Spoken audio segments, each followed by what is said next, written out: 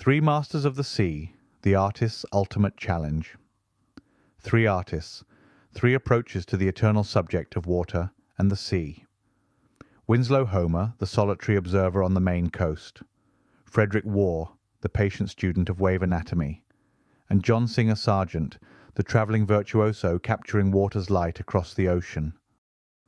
Winslow Homer's relationship with the sea was one of fierce independence and uncompromising dedication to direct observation. His philosophy was crystallized in the advice he gave to aspiring artists. Look at nature, work independently, and solve your own problems. This wasn't merely a teaching principle. It was the code by which he lived and worked. The turning point in Homer's artistic life came during his time in Cullercoats, England, from 1881 to 1882. In this fishing village, Homer found his true subject, humanity's eternal struggle with the ocean. The experience transformed him completely. After returning to America in 1883, he made a decisive move that would define the rest of his career. He settled permanently at Prout's Neck, Maine, converting an old carriage house into a studio situated just 75 feet from the crashing Atlantic waves. Here, perched on the rocky coast, Homer lived almost as a hermit, devoting himself to capturing the sea in all its moods and ferocities. He believed passionately in painting outdoors, declaring that artists working indoors miss many subtle effects of light and shadow that can only be captured in nature's immediate presence. "I prefer every time a picture composed and painted outdoors," he stated. "The thing is done without your knowing it." But Homer wasn't content to merely observe from the shore. In the summer of 1884, driven by his need for authenticity, he sailed on a schooner at Cape Ann to sketch the Gloucester fishing fleet while at sea. He wanted to capture the powerful scene with complete honesty, to know what it felt like to be in the midst of the rolling waves, to feel the deck beneath his feet, to see the sailors at their perilous work. His approach to painting was as stripped down and honest as his life. A fellow artist, Eugene Benson, captured Homer's artistic philosophy well, writing that Homer believed artists should never look at pictures, but should stutter in a language of their own. Homer had little patience for artistic convention or the techniques of others. When it came to composing his seascapes, he offered this practical advice: "Never put more than 2 waves in a picture. It's fussy." In his solitary studio by the sea, Homer watched, waited, and painted, always from nature, always with fierce independence, creating some of the most powerful images of the ocean ever committed to canvas. Frederick Waugh approached the ocean with the dedication of both lover and scientist. His governing principle revealed the depth of his commitment. To paint the sea, you must love it, and to love it, you must know the sea. For Waugh, this wasn't romantic sentiment. It was a call to serious, sustained study. Waugh made his early living as a seascape painter on the island of Sark in the English Channel, where he was surrounded by water and could observe its endless variations. The ocean became his obsession, his laboratory, his life's work. "No doubt the sea is a difficult subject," he acknowledged. "To paint it convincingly means long, careful observation of its many phases and anatomy, for the sea has anatomy." This idea that the sea possessed an anatomy, a structure that could be learned and understood, guided Waugh's entire approach. He studied waves the way a physician studies the human body, learning their forms, their movements, their underlying architecture.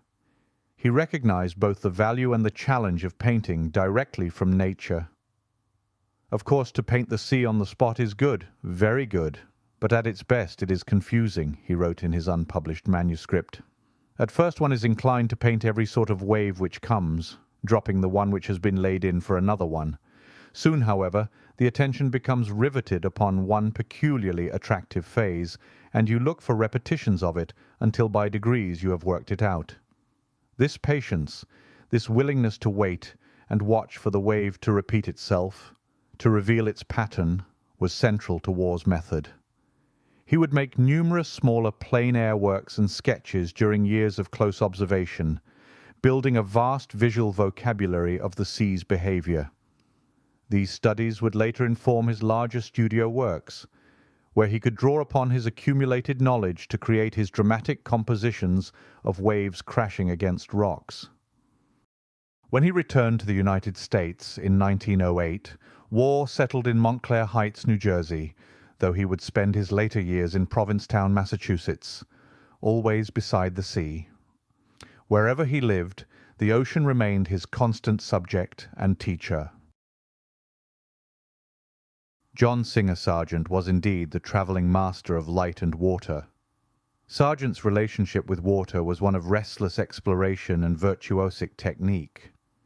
Unlike Homer's solitary vigil or Waugh's patient study of waves, Sargent approached the ocean and waterways as a cosmopolitan traveller, capturing water in all its forms, from the canals of Venice to the Atlantic on transatlantic voyages, from the coasts of Brittany and Normandy to the shores of Capri. As a boy, Sargent had sketched ships obsessively, copying images from the Illustrated London News and making detailed studies of maritime subjects. His father had hoped this fascination might lead young John toward a naval career. Instead, it led him to become one of the most accomplished painters of water in any medium. Sargent's philosophy of observation was all-encompassing. Cultivate an ever-continuous power of observation, he taught. Wherever you are, be always ready to make slight notes of postures, groups, and incidents. This constant vigilance, this readiness to capture the moment, served him especially well when painting water, perhaps the most fleeting and changeable of all subjects. His advice to students revealed his belief in the transformative power of direct experience. Get abroad, see the sunlight, and everything that is to be seen, the power of selection will follow. For Sargent, the ability to choose what to paint, to edit reality into art, came not from theory, but from immersing oneself in the world's visual abundance. He made seascapes during summer trips from Paris, seeking out coastal light and atmosphere. But it was in Venice, working from gondolas, that Sargent created some of his most extraordinary water studies. Hundreds of watercolours flowed from these sessions, capturing the play of light on the city's canals with an immediacy and brilliance that shocked contemporary critics. Sargent believed it excellent practice to paint outdoors, insisting it refreshed the tone of one's indoor portraits to paint landscapes or figures out of doors, as well as to change one's medium now and then. This movement between oil and watercolour, between portrait and landscape, between studio and open air, kept his eye fresh and his technique supple. With watercolours especially, Sargent worked with what observers described as restless intensity, often painting from morning until night. His colours were sometimes extremely vivid, and as one reviewer noted, everything is given with the intensity of a dream. Contemporary critics found his watercolours shocking. One proclaimed him an eagle in a dove coat, while another called his work swagger watercolours. The term captured both the confidence and the bravura of his technique.